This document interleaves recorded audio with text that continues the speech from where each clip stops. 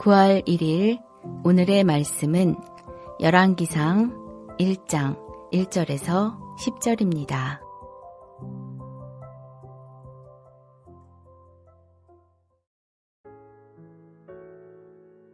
다윗 왕이 나이가 많아 늙으니 이불을 덮어도 따뜻하지 아니한지라. 그의 시종들이 왕께 아뢰되 우리 주 왕을 위하여 젊은 처녀 하나를 구하여 그로 왕을 받들어 모시게 하고 왕의 품에 누워 우리 주 왕으로 따뜻하시게 하리이다 하고, 이스라엘 사방 영토 내에 아리따운 처녀를 구하던 중 수넴 여자 아비삭을 얻어 왕께 데려왔으니 이 처녀는 심히 아름다워 그가 왕을 받들어 시중들었으나 왕이 잠자리는 같이 하지 아니하였더라. 그때에 핫깃의 아들 아도니아가 스스로 높여서 이르기를 내가 왕이 되리라 하고 자기를 위하여 병거와 기병과 호위병 50명을 준비하니 그는 압살롬 다음에 태어난 자요 용모가 심히 준수한 자라. 그의 아버지가 내가 어찌하여 그리하였느냐고 하는 말로 한 번도 그를 섭섭하게 한 일이 없었더라. 아도니아가 스루야의 아들 요압과 제사장 아비아달과 모이하니 그들이 따르고 도우나 제사장 사독과 여호야다의 아들 브나야와 선지자 나단과 시므이와 레이와 다윗의 용사들은 아도니아와 같이 하지 아니하였더라. 아도니아가 에느로겔 근방 소헬렛 바위 곁에서 왕과 소와 살찐 송아지를 잡고 왕자 곧 자기의 모든 동생과 왕의 신하된 유다 모든 사람을 다 청하였으나 선지자 나단과 브나야와 용사들과 자기 동생 솔로몬은 청하지 아니하였더라. 안녕하세요. 너무나도 무더웠던 여름이 지나고 벌써 9월이 되었지요. 이제부터 2달 동안 열왕기상을 묵상합니다. 그래서 열왕기상을 묵상하는 데 도움을 드리고자 열왕기상을 전체적으로 설명하도록 하겠습니다. 열왕기라는 말은 자주 쓰이는 단어는 아닌데요. 열왕기는 왕들을 열거한 책이란 뜻입니다. 그러니 열왕기서에서는 솔로몬부터 시작하여 남유다의 왕국의 왕들 18명과 북이스라엘의 왕들 20명이 열거되고 있습니다. 열왕기서는 원래 한 권의 책으로 구성되어 있는데 분량이 많아서 상하로 나누게 되었습니다. 열왕기서는 사무엘서의 후편으로 볼 수 있지요. 사무엘서도 원래 한 권의 책으로 되어 있고 3명의 주요한 인물이 등장합니다. 사사시대를 종식하고 왕정시대를 연 제사장 사무엘, 그리고 사무엘이 기름 부어 세운 이스라엘의 첫 번째 왕 사울, 그리고 두 번째 왕 다윗이지요. 그러니 이 세 인물이 사무엘서의 주인공이지요. 사무엘서에 이은 열왕기는 솔로몬이 다윗 왕위를 이어받아 왕이 되는 것으로 시작을 합니다. 그리고 다윗의 죽음, 솔로몬의 성전 건축, 솔로몬의 실정으로 인한 나라의 분열, 그리고 북이스라엘과 남유다의 왕들의 이야기가 기록되고 있습니다. 그러니 열왕기는 솔로몬으로부터 시작하여 북이스라엘의 멸망과 남유다의 멸망 사건이 기록되어 있습니다. 열왕기상은 크게 3 부분으로 나눌 수 있는데요. 첫 번째 부분은 열왕기상 1장에서 11장으로 솔로몬의 역사를 기록하고 있습니다. 열왕기상 1장에 보면 다윗이 죽으면서 솔로몬에게 유언을 남기는데요. 이 유언은 모세가 여호수아에게 남긴 말씀, 사무엘이 다윗에게 남긴 말씀과 거의 동일합니다. 하나님의 말씀에 순종하면 살 것이요, 하나님의 말씀에 순종하지 않으면 패망할 것이다 라는 것이 주제입니다. 이것은 이스라엘 백성의 정체성과 직결이 되지요. 이스라엘은 누구의 나라인가요? 바로 하나님의 나라입니다. 하나님께서 그의 구원 역사를 이루고 성취하기 위해서 세운 나라이죠. 그리고 이스라엘 백성은 하나님 나라의 백성입니다. 이 하나님의 나라는 하나님이 다스리는 나라이며 하나님이 왕이고 하나님이 주인입니다.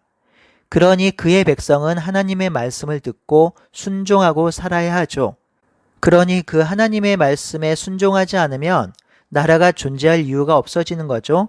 그래서 다윗은 솔로몬에게 하나님의 말씀에 순종할 것을 유언으로 남깁니다.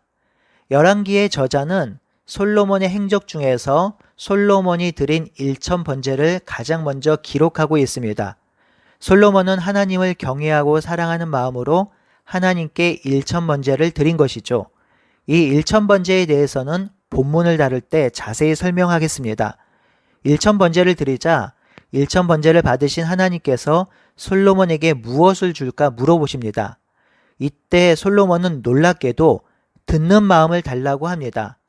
이는 하나님 나라 왕이 어떤 마음으로 이 나라를 다스려야 하는지를 상징적으로 보여주는 것인데요.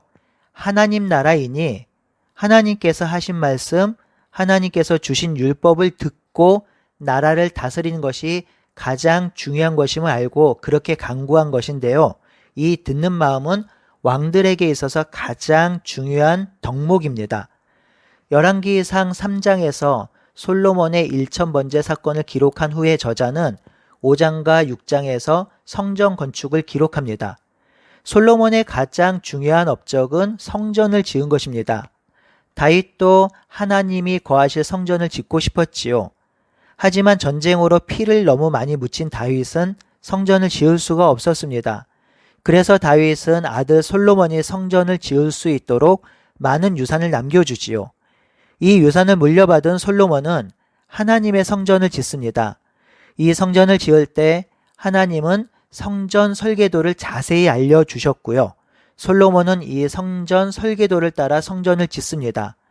이 성전은 에덴 동산의 축소판으로 하늘과 땅이 만나는 장소이고 하나님의 임재의 장소입니다. 그렇기에 이 성전이 완공될 때 하나님은 참으로 기뻐하셨습니다. 그리고 7장으로 넘어오면서 솔로몬이 자신의 왕궁을 짓게 되는데요. 자신의 왕궁을 짓는 동안에 크나큰 문제가 발생합니다. 9장에서 11장은 솔로몬의 타락이 기록되고 있는데 나라가 부유해지고 강해지자 솔로몬은 이방 나라들과의 외교 관계를 넓혀갑니다. 외교 관계를 넓히면서 나라가 부유해지고 강해진 면도 있지요. 중요한 것은 솔로몬이 이방 나라들의 왕들의 딸들과 정략적인 결혼을 한다는 것입니다. 이렇게 이방 나라의 딸들과 결혼할 때 뭐가 가장 심각한 문제냐면 이방신을 가지고 들어오는 것이죠.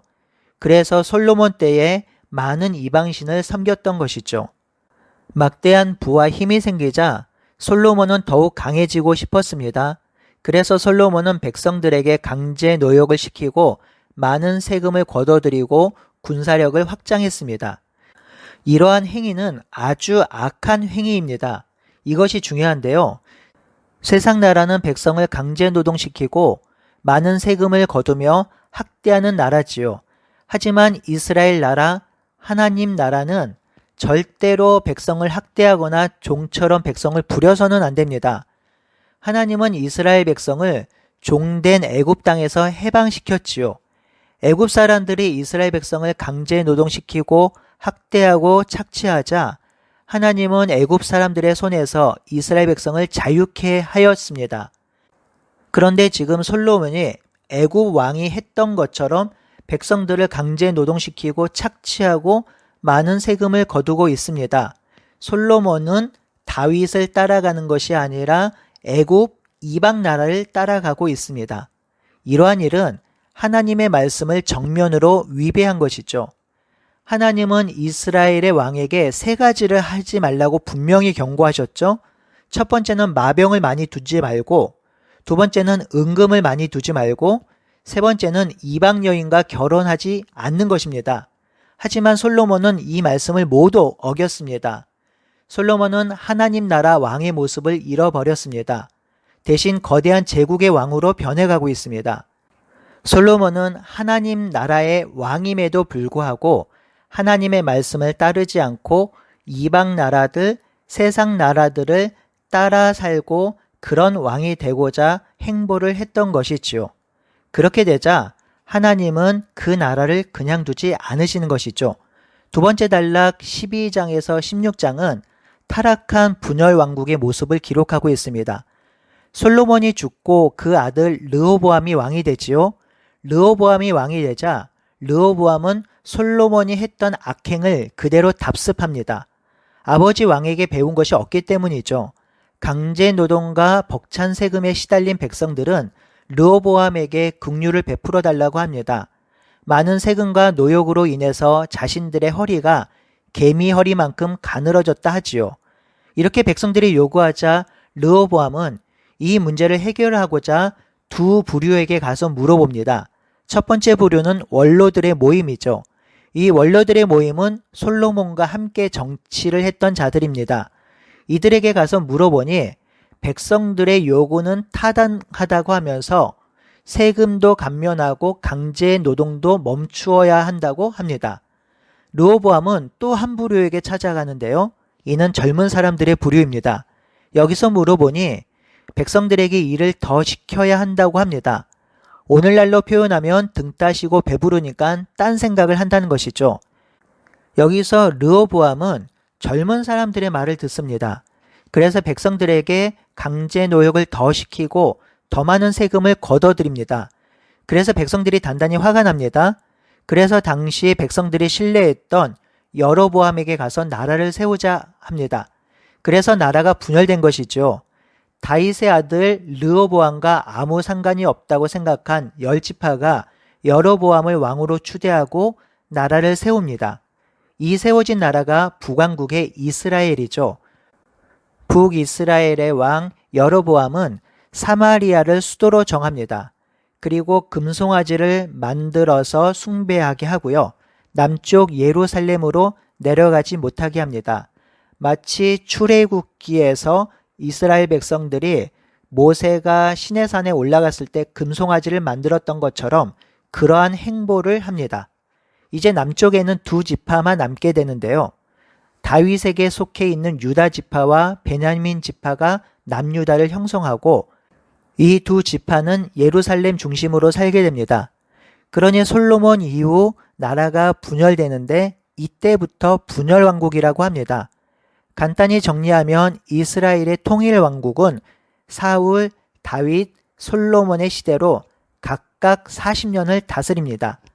연대기적으로 보면 주전 1050년에 사울왕이 등극하고 40년 후인 1010년에 다윗이 왕이 되고 그리고 40년 후인 970년에 솔로몬이 왕이 되지요. 그리고 959년에 역사적인 성전이 완공되는데 이 성전 완공의 기쁨이 채 가시기도 전인 29년 후에 즉 930년에 하나님의 나라인 이스라엘 나라가 둘로 쪼개집니다. 이후 주전 722년에 북이스라엘이 아수르에 멸망하고 남유다는 586년에 바벨론에 패망하지요. 그러니 북이스라엘은 208년 동안 지속되고 남유다는 344년 동안 지속됩니다.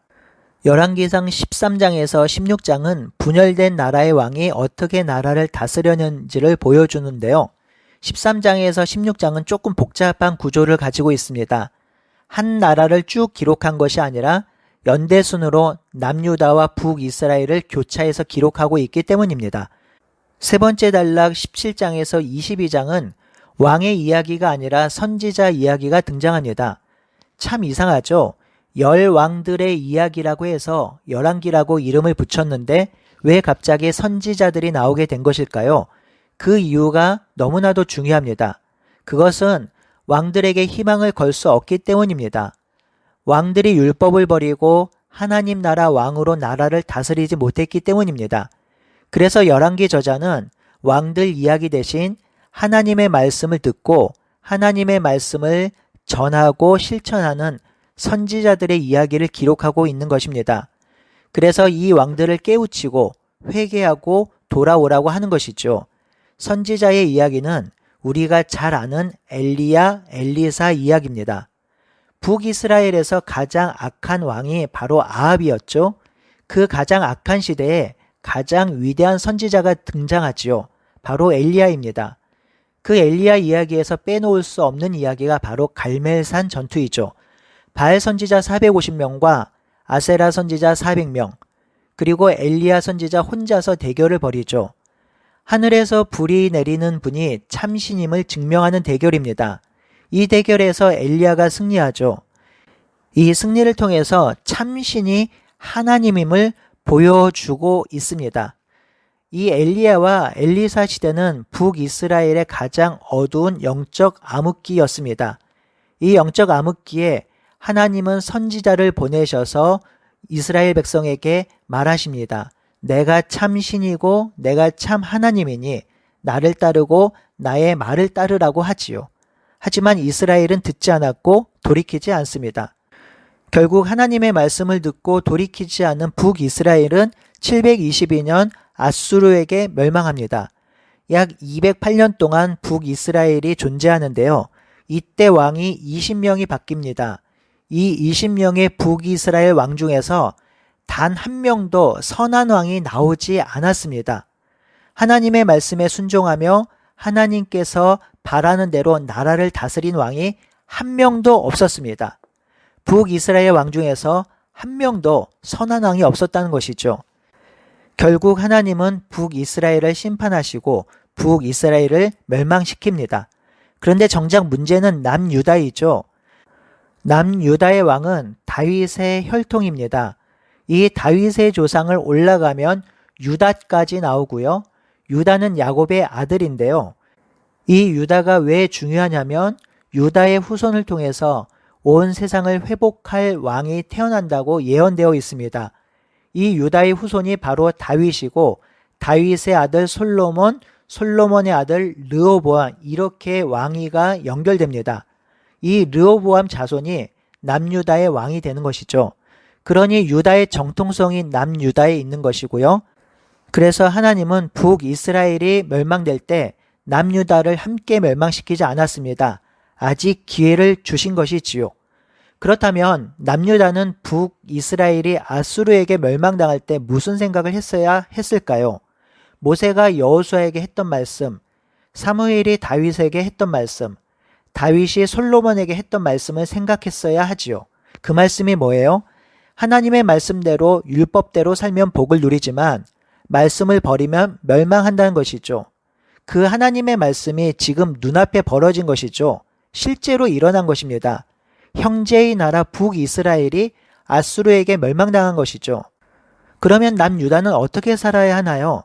정신 차려야지요. 우리도 하나님의 말씀대로 살지 않으면 율법을 범하면 북이스라엘처럼 멸망당할 수 있겠구나, 이렇게 생각했어야 하지요. 그런데 남유다 왕들이 어떻게 했을까요? 남유다의 왕은 북이스라엘의 왕들처럼 모두 악한 왕은 아니었습니다. 공교롭게도 남유다의 왕도 20명입니다. 북이스라엘의 왕의 수와 같지요. 하지만 남유다 왕이 북이스라엘의 왕들과 다른 것이 하나 있습니다. 그것은 한 번도 다윗의 혈통이 아닌 자가 왕이 된 적이 없다란 것이지요. 그래서인지 남유다 왕들 중에서는 선한 왕이 분명히 있었습니다. 히스기야라든지 요시야라든지 선한 왕이 분명히 있었지요. 하지만 전체적으로 보면 남유다의 왕들도 하나님의 말씀을 순종하지 않았습니다. 그래서 북이스라엘이 멸망한 지 136년 후인 주전 586년에 바빌론에 의해서 남유다도 멸망당합니다. 많은 사람들이 포로로 끌려갔고 솔로몬이 지은 성전도 파괴되었고 성전의 기물은 바벨론으로 가져갑니다. 이 내용이 열왕기 상하의 내용입니다. 여기서 한 가지 설명드려야 할 것이 있는데요. 역대기와 열왕기의 차이점이 무엇일까요? 열왕기는 이스라엘 백성이 어떻게 패망하였는지, 왜 패망하였는지를 자세히 기록한 책입니다. 그래서 왕들의 실수와 잘못과 악행이 있는 그대로 기록되었습니다. 하지만 역대기는 신학적 관점에서 이야기가 선별되어 기록되었습니다. 그럼에도 불구하고 우리는 하나님의 백성이니 희망이 있다는 관점에서 역대기가 기록되었지요. 그래서 역대기서는 정통성을 상실한 북왕국의 이야기가 기록되어 있지 않아요. 그리고 사무엘서와 열왕기서에 기록되지 않은 많은 사건들과 포로 귀환 이후의 상황이 반영되어서 기록되었습니다. 성도 여러분, 열왕기상을 묵상할 때 묵상하는 아주 중요한 팁을 솔로몬을 통해서 배울 수 있습니다. 세상 사람들은 솔로몬을 좋아하지요. 그 이유는 솔로몬이 지혜를 가졌고 많은 부귀와 영화를 누렸기 때문에 솔로몬처럼 살고 싶고 솔로몬처럼 되고 싶기에 솔로몬을 좋아합니다. 하지만 하나님 보시기에 솔로몬은 악하게 변했고 악한 자로 서 있습니다. 그래서 솔로몬 이후에 나라가 쪼개진 것이죠. 바로 이 관점으로 성경을 읽어야 합니다. 이스라엘은 하나님 나라이기에 하나님의 말씀과 율법의 기초 위에 나라를 세워야 합니다. 말씀대로 순종하면 살고 말씀을 버리면 패망입니다. 그 관점으로 열왕기서를 읽는 것입니다. 하나님 나라가 어떻게 세워져야 하는지, 하나님 나라가 어떻게 쇠퇴하는지 세상적인 관점, 세상 역사가들이 보는 관점이 아니라 하나님의 관점에서 읽고 보고 해석해야 한다는 것이죠. 우리 인생도 그러합니다. 우리 인생의 성공과 실패는 세상적인 관점과 기준으로 해석할 수가 없어요. 바로 하나님의 관점, 하나님의 말씀이 기준이 되어야 합니다. 세상적으로 실패한 것 같아도 하나님이 인정하고 옳다고 여기시면 그것이 성공입니다. 왜냐하면 우리는 하나님 나라 백성이기 때문입니다. 그러니 열왕기상을 묵상하면서 하나님께서 기대하고 소망하는 나라가 어떤 나라인지, 그리고 그 나라를 우리가 어떻게 이루어갈 것인지, 그리고 나는 하나님 나라 백성으로 어떻게 살아가야 하는지를 배우는 귀한 묵상의 시간이 되기를 간절히 바라고 소원합니다.